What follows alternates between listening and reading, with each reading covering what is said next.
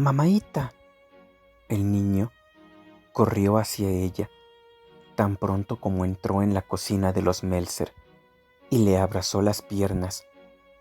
Su veloz cuerpecillo estaba lleno de una energía casi eléctrica, lleno de entusiasmo.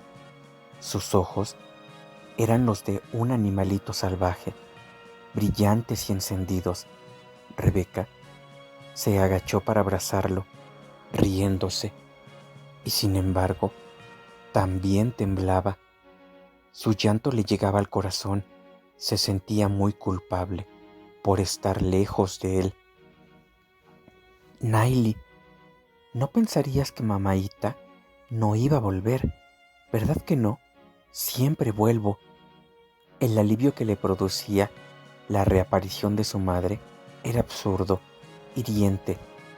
Quería castigarla, pensó Rebeca, y por la ausencia de Tignor también quería castigarla por eso. Era así con frecuencia. ¿Cómo sentía ella la injusticia? Que la castigaran doblemente, tanto el hijo como el padre.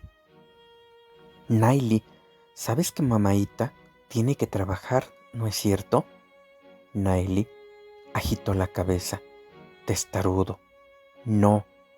Rebeca lo besó, su rostro enfebrecido, y a continuación le quedaba soportar que Edna Meltzer le explicara cómo Nailí había estado inquieto todo el día, cómo pedía escuchar la radio y cómo después había empezado a ir sin descanso, de ventana en ventana, tan pronto como el sol descendió por detrás de las copas de los árboles, esperando a su mamaíta.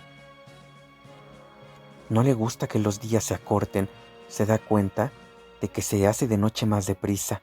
Este invierno no sé cómo lo llevará. La señora Meltzer fruncía el ceño, inquieta.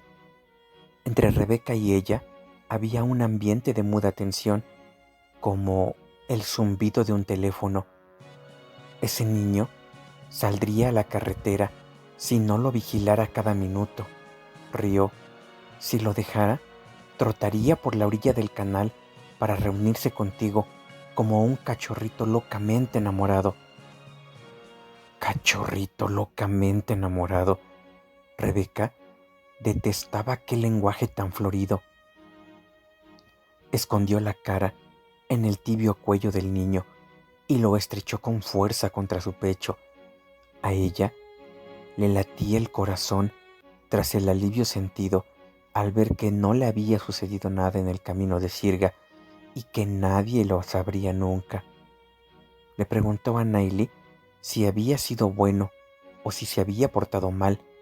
Le dijo que si había sido malo, la gran araña lo atraparía. El niño rió a gritos mientras le hacía cosquillas para que no le apretase las piernas con tanta fuerza. «Estás de buen humor esta noche, Rebeca», observó Edna Meltzer. La señora Meltzer era una mujer robusta, sólida, de pechos péndulos y rostro de budín demasiado dulce. Sus modales eran benévolos, maternales, aunque siempre sutilmente acusadores. ¿No tendría que estar de buen humor? Vivo.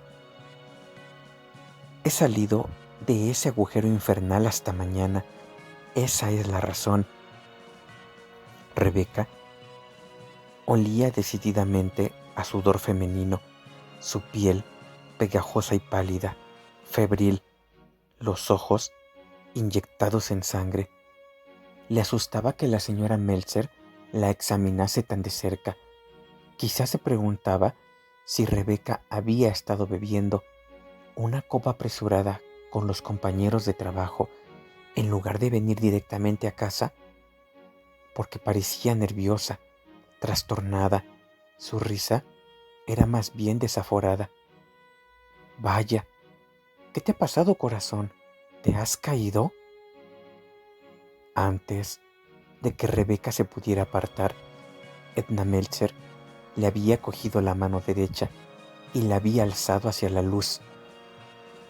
El borde carnoso de la mano había quedado en carne viva por la tierra, y la sangre brotaba ahora en lentas gotas que brillaban como joyas.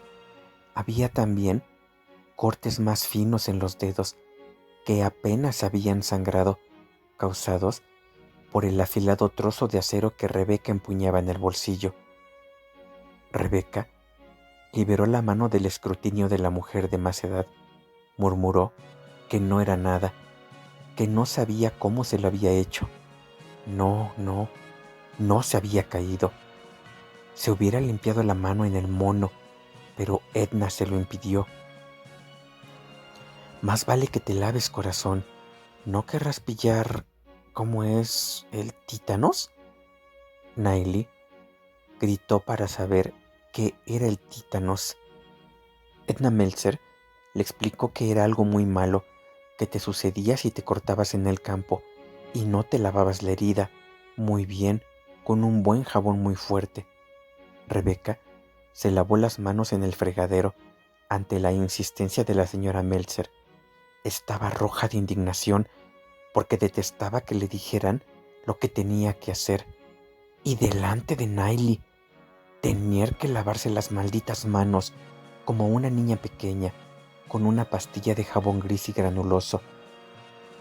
20 Mule Team era la marca, un jabón para jornaleros, útil si se quería eliminar la suciedad incrustada en la piel, la peor clase de suciedad y mugre.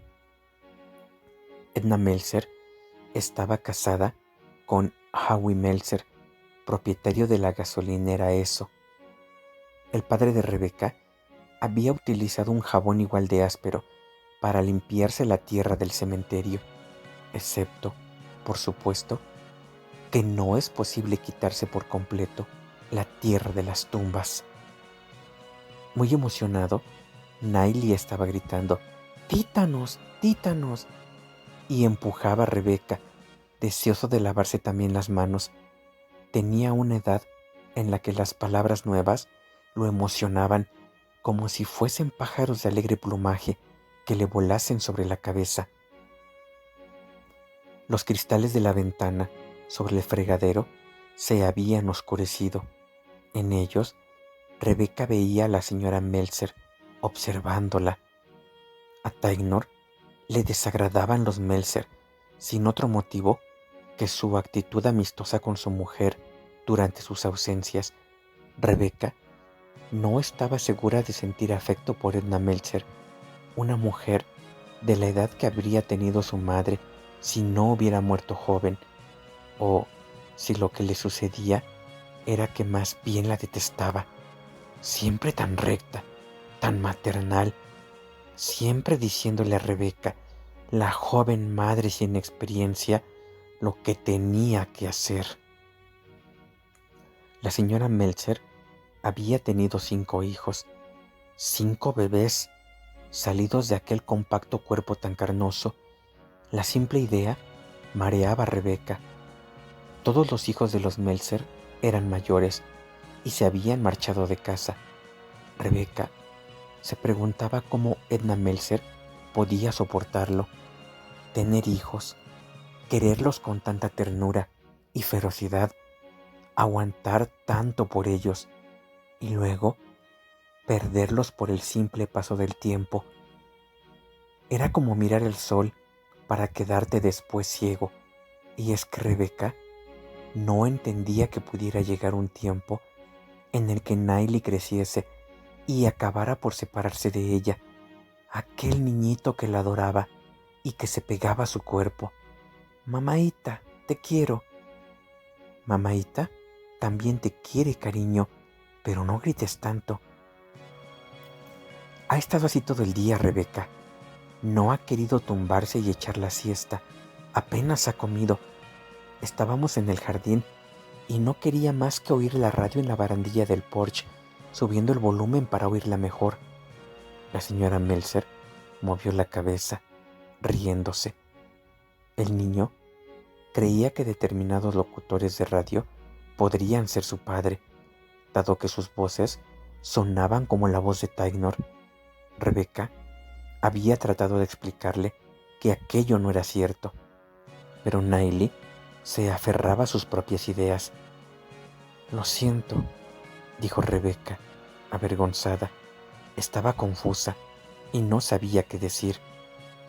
Va, no tiene importancia, respondió presurosa la señora Meltzer. Ya se sabe cómo son los niños, esas cosas en las que dicen que creen, aunque en realidad no es así, igual que nosotros, los mayores. Mientras se preparaba para llevarse a Nailey a casa, Rebeca se oyó preguntando a la señora Meltzer, como por azar, si había oído alguna vez el nombre de una persona llamada Hazel Jones. ¿Alguien que vive por los alrededores? ¿Es eso?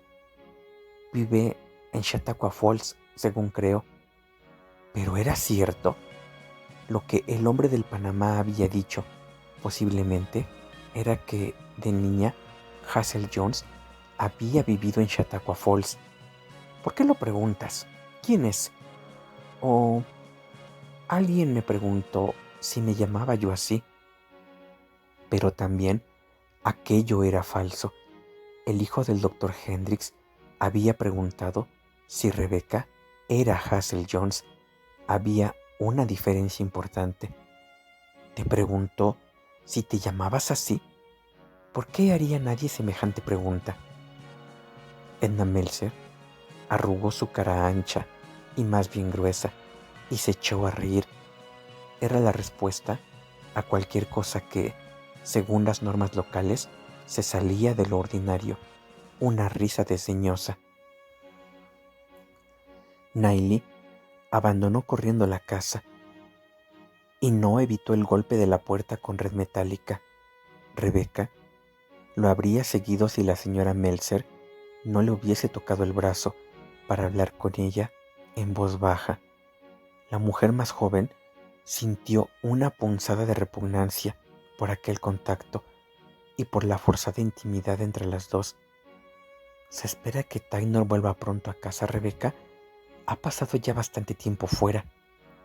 Rebecca sintió que el rostro le latía con fuerza por el calor. ¿Bastante tiempo? Pero la señora Meltzer insistió. Me parece que sí, desde luego, semanas. ¿Y el niño? Rebecca dijo, con su manera despreocupada, llena de vida, para cortar por lo sano semejante intimidad. Mi marido es un hombre de negocios, Edna. Viaja, pasa mucho tiempo en la carretera, tiene propiedades. Rebecca empujó la puerta mosquitera a ciegas y dejó que se cerrara sola. Nailey corría por la hierba, agitando los brazos y lanzando chillidos de entusiasmo infantil. Qué sano estaba el niño, tan parecido a un animalito a gusto con su cuerpo. A Rebecca le molestaba que aquella mujer hablara con ella, la madre del niño, utilizando semejante tono. Dentro de la cocina, la señora Meltzer estaba diciendo con su voz paciente, insistente, exasperante: Nailey no se cansa de preguntar por papaíto y no sé qué decirle. Es cierto, Edna, dijo Rebecca con frialdad. Usted no lo sabe. Buenas noches. De nuevo en su casa, la pequeña granja de 2 pisos que Taylor alquilaba para ellos al fondo de un camino de tierra que salía de Poor Farm Road, Rebecca escribió con letra de imprenta la nueva palabra para Nailey: tétanos.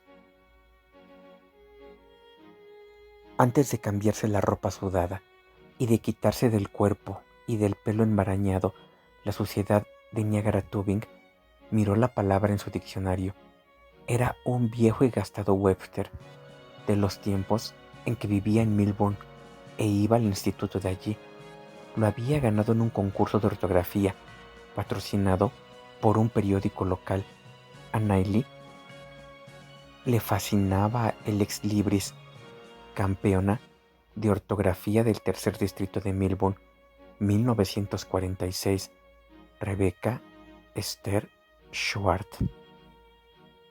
porque en aquel lugar y en aquella época había sido la hija de sus padres y llevaba el apellido que su padre había adoptado en el Nuevo Mundo, Schwartz. Rebeca no había querido corregir la falta de ortografía en Esther. No había querido profanar la bonita letra de imprenta del Ex Libris. Desde que Nailey cumplió los 2 años, Rebeca empezó a mirar palabras en el diccionario para deletreárselas. A ella no la habían animado a deletrear, a leer, ni siquiera a pensar hasta que fue mucho mayor, pero no se proponía imitar a sus padres a la hora de criar a su hijo. En primer lugar, Rebeca escribía con cuidado en letra de imprenta la palabra en una cartulina. Luego, Nailey trataba de imitar lo que ella había hecho, para lo que sujetaba un lápiz de color con sus rechonchos dedos de niño y lo movía por el papel con una concentración a toda prueba. A Rebeca le admiraba la profunda vergüenza del niño cuando su palabra, laboriosamente trabajada, no conseguía parecerse a la de su mamá, como también se avergonzaba lo indecible de otros percances que le sucedían: tirar la comida, hacerse pis en la cama. Unas veces rompía a llorar y otras se enfurecía, entre patadas y gemidos. Con sus puños de bebé golpeaba a su mamaíta y también se golpeaba la cara. En casos así, Rebeca lo abrazaba, se lo apretaba mucho contra el pecho, lo amaba con pasión, como amaba a su padre, pero temía por él, porque estaba desarrollando algo de su genio. Deseaba aprender, sin embargo, con avidez, y en eso se diferenciaba de Tainor. En los últimos meses, Nailey la había asombrado al ver lo mucho que lo fascinaban las letras del alfabeto y la manera en que se enlazaban para formar palabras que tenían como finalidad representar cosas. Rebeca apenas se había educado, nunca terminó la enseñanza secundaria, su vida había quedado interrumpida. A veces sentía el desfallecimiento de la vergüenza al pensar en todo lo que no sabía, en todo lo que no estaba en su mano aprender y en cómo ni siquiera era capaz de medir su falta de conocimientos, porque la amplitud misma de su ignorancia desbordaba su capacidad de imaginar. Se veía hundida en una ciénaga, con arenas movedizas hasta los tobillos, hasta las rodillas. Este país es un estercolero: ignorancia, estupidez, crueldad, confusión y locura por encima de todo. Ten la seguridad. Rebeca se estremeció al recordar la voz de su padre, la frivolidad regocijada de su amargura. Mamaita, mira. Nailey había dibujado con terrible lentitud tétanos en un papel. Alzó la vista, los ojos entrecerrados, lleno de ansiedad. No se parecía a su padre y, desde luego, nada al padre de Rebeca. Tenía cabellos delicados, de color castaño claro. También la piel era muy blanca, propensa a los sarpullidos. Sus facciones, más bien pequeñas, muy juntas, y los ojos, como los de Rebeca, hundidos y apasionados. Quedarse sin espacio en la hoja de papel podía, sin embargo, desencadenar un berrinche. Rápidamente, Rebeca le quitaba el papel y le proporcionaba otro. De acuerdo, tesoro, vamos a hacer los dos tétanos de nuevo. Nailey empuñó con avidez el lápiz rojo. Esta vez lo haría mejor. Rebeca se juró que no cometería equivocaciones con su hijo en aquella etapa de su vida, tan joven, antes de empezar la escuela, cuando un niño está casi exclusivamente a merced de sus padres. Esa era la razón de que Rebeca buscara palabras en el diccionario y tenía también libros de texto de secundaria para que las cosas estuvieran bien, para que estuvieran bien las cosas posibles entre tantas otras imposibles.